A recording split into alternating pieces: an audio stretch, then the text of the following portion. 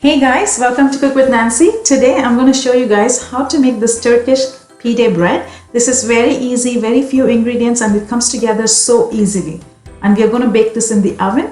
If you're new to my channel, welcome. If you haven't subscribed, go ahead and hit the subscribe button right now. That way you don't miss on upcoming videos. Go ahead and watch the video all the way through to understand how this bread comes together.